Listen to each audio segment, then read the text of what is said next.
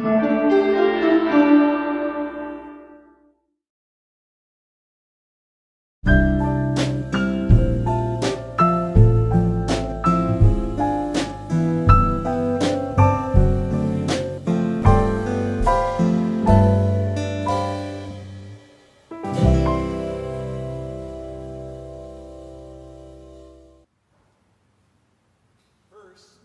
for your generosity. These will be used to bless families this week of Thanksgiving. And so thank you for bringing bags of goods so that we can share with others.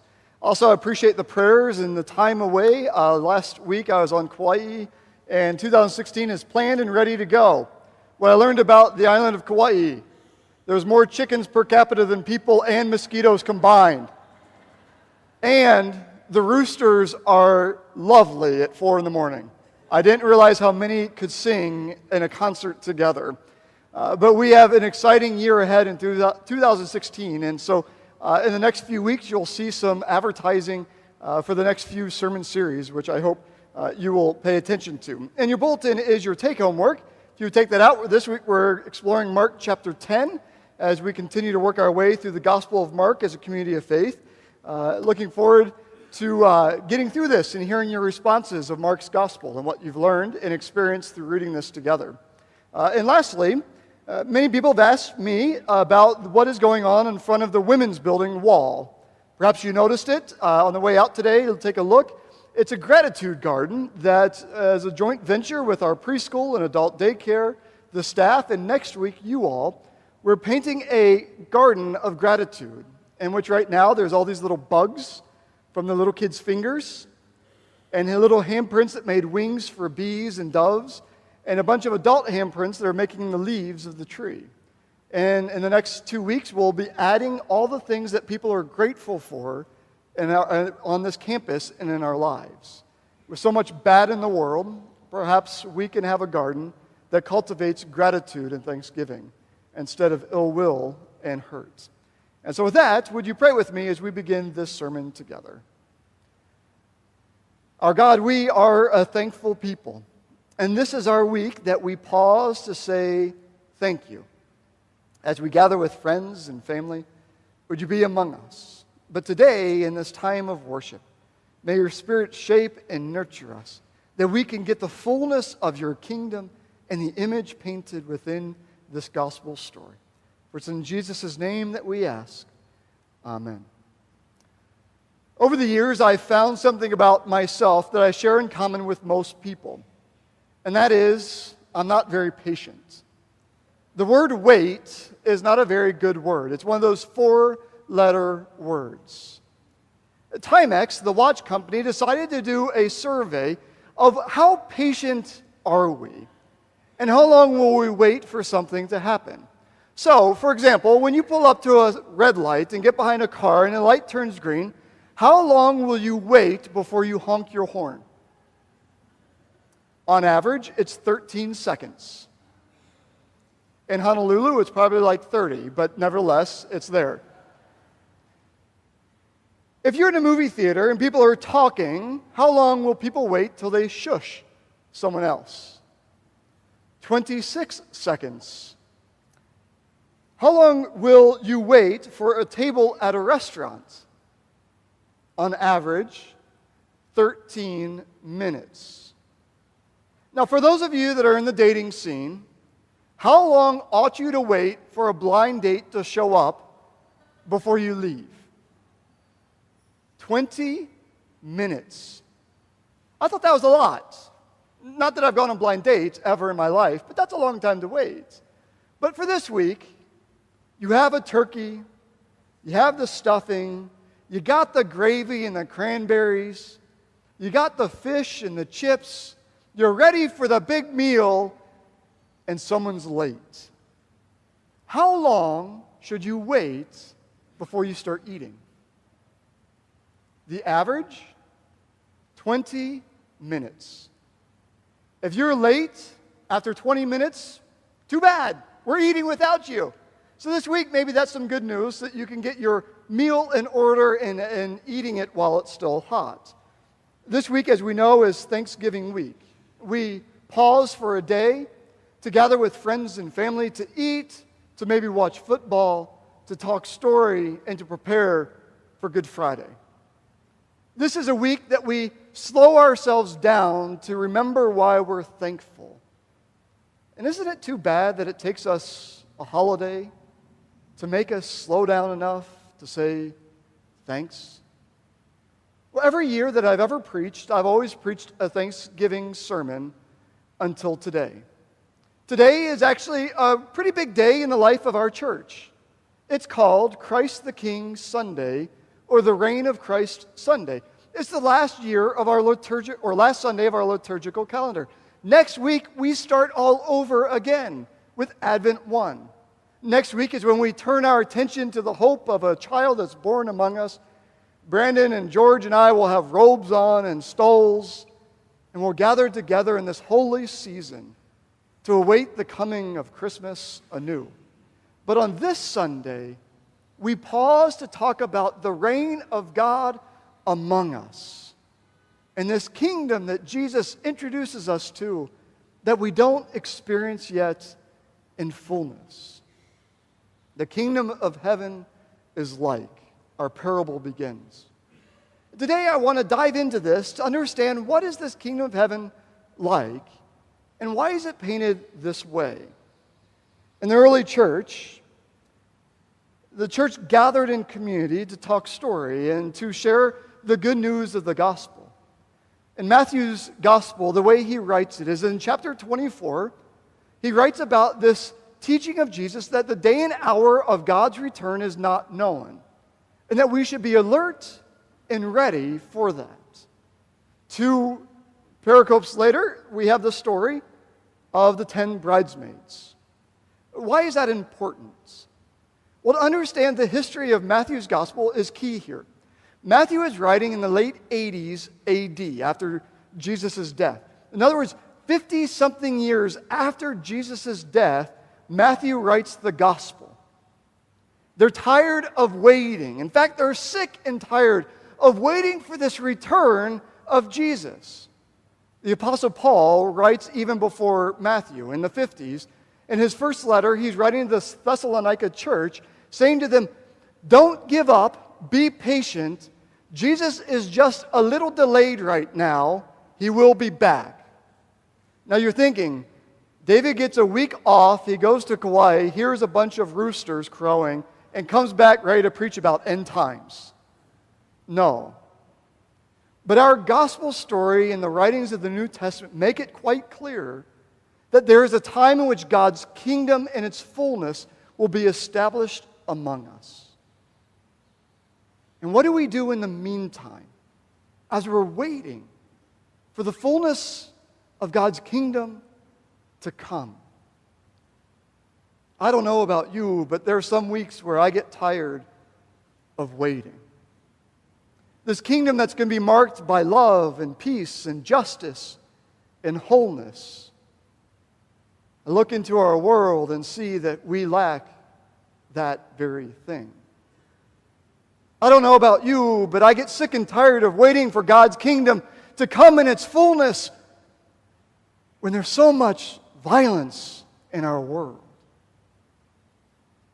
I'm tired of waiting when we hear about another attack of terrorism in this world, and then the equal response of more bombing and more killing. Is that what God intended for us? I hope not. I get tired of watching the news and learning about how many more children are calling a slab of concrete their bed instead of the comfort of a plush mattress because they have no home. While everyone in the community points fingers as to whose responsibility is it, and kids keep suffering.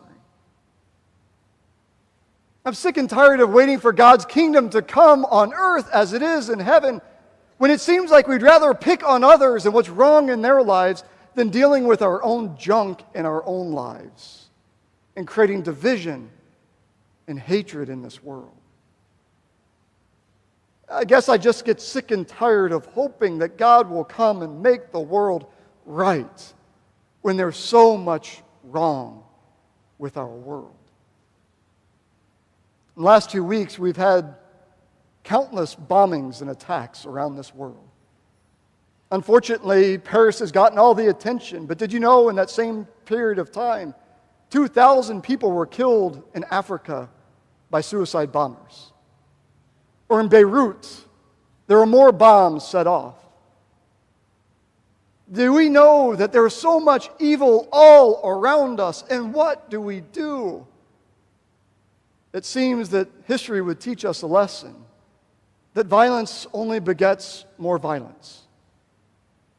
And maybe God's kingdom is about something higher than violence. Maybe it's about finding a way called peace. And it begins with simple people like us. This gospel story is a hope that in Jesus' delay, we stay awake. We wait for this coming kingdom that will be so different than that which we see currently. In fact, the way that the writer of Revelation says it, in chapter 21 of Revelation, look, God's dwelling is here with humankind. He will dwell with them, and they will be His people. And God Himself will be with them as their God. He'll wipe away every tear from their eyes, and death will be no more. There will be no more mourning, crying, or pain, for the former things have passed away. Isn't that a beautiful image of the fullness of God's kingdom? So what do we do now?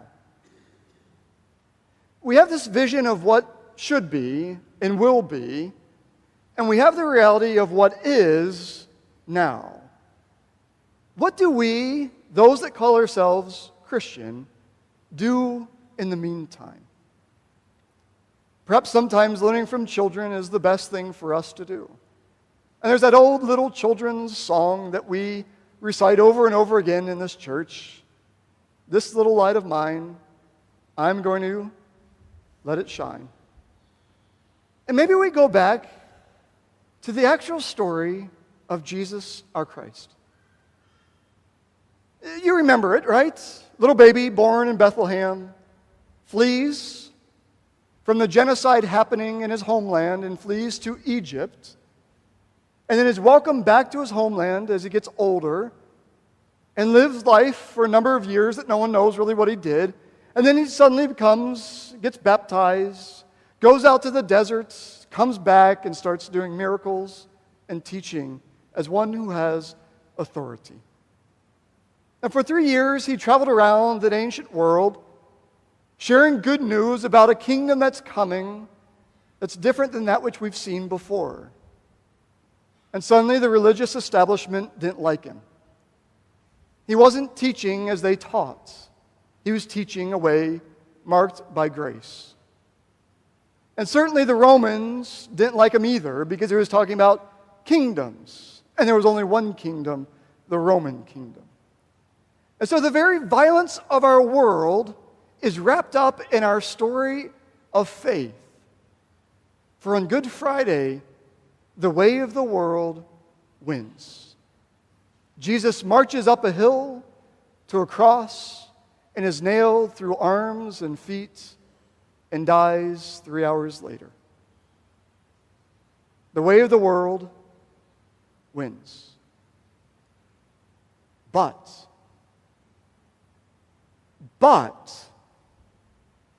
that wasn't the end of the story, now was it?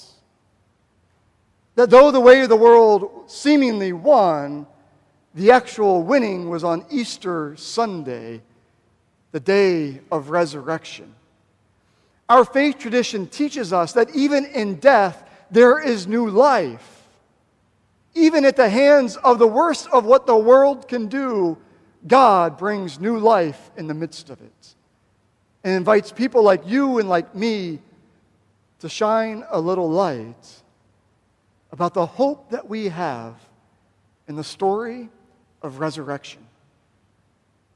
That it may seem bad, it may seem dark in our world, but that's never the end of that story. The Apostle Paul said, "For me to live is Christ, and for me to die is gain." You see, we are a people that don't live in fear. For the most common phrase of the angels is, "Don't be afraid." We are a people that live in faith and in hope and in grace and in charity and march into this world to bless others even when they may hurt us. Did you get that? We don't do it when it's safe. We do it because we're called to it. And so this parable of these bridesmaids, 10 of them, what is this all about? Anyways, kind of bizarre parable. They all fall asleep, just like Peter does, and James and John at the garden as Jesus is praying and tells them to stay awake, stay alert. What is this message for us? Are there good and bad bridesmaids? Or is the message something deeper about waiting and staying alert? Pay attention. God's at work around you and in you. Thomas Merton, the great monk, said this: "To hope is to risk frustration.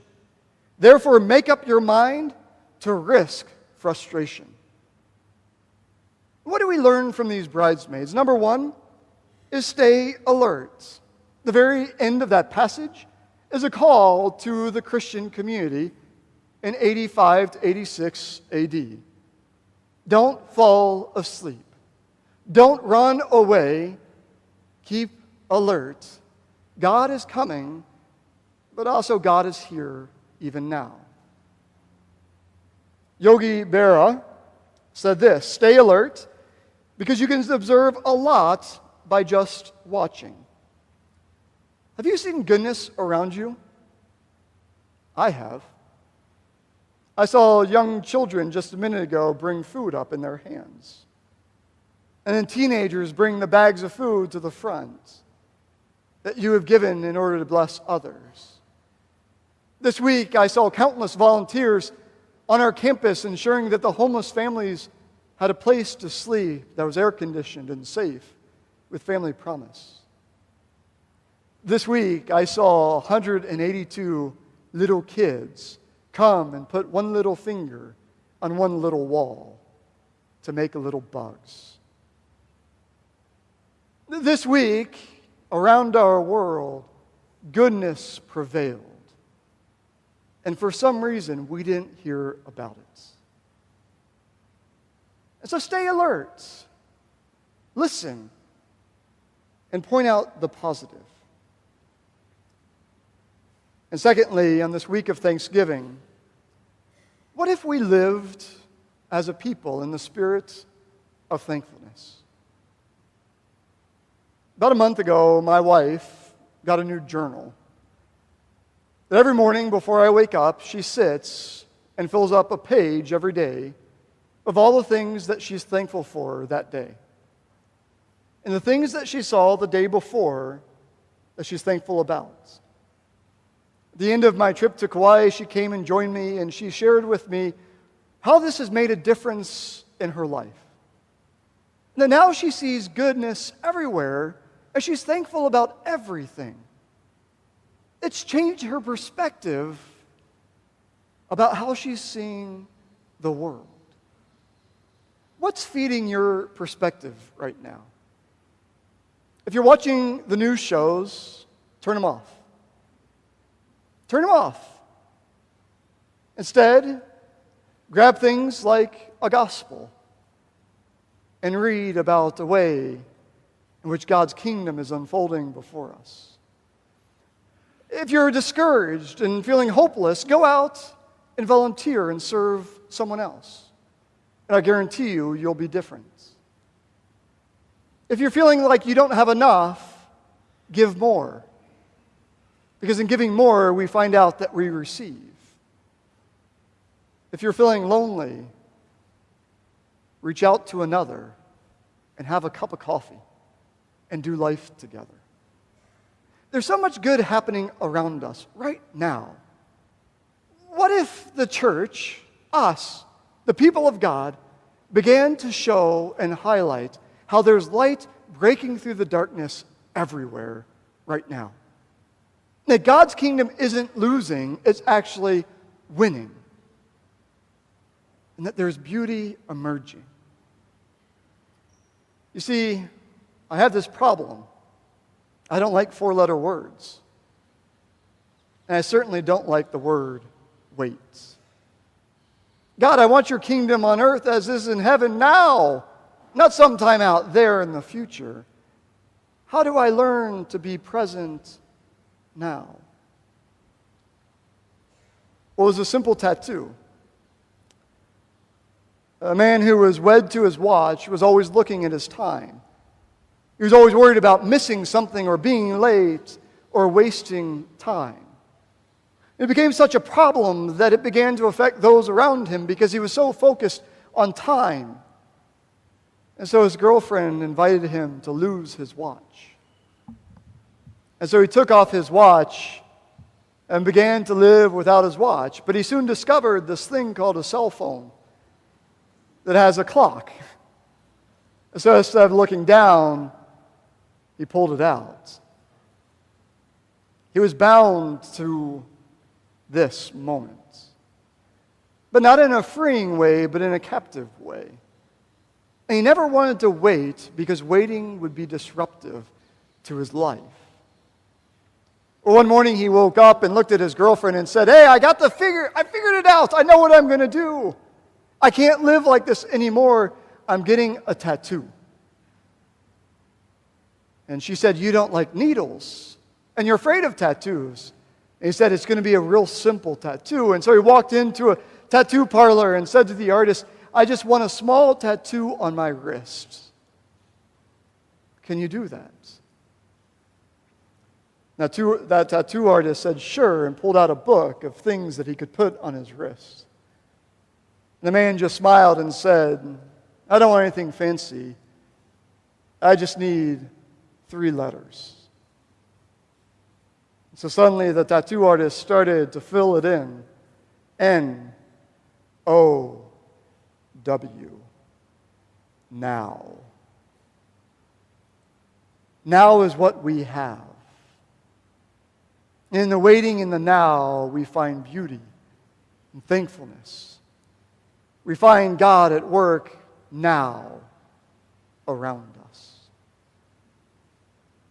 My hope is that though you may not go out and get a tattoo on your wrist that says now, we learn to live in the now while we wait for what will be, and shine our little lights so that others may see that God's kingdom is unfolding around us and in us, especially this week called Thanksgiving. May you have a most thankful day this Thursday. Blessings on you. Amen.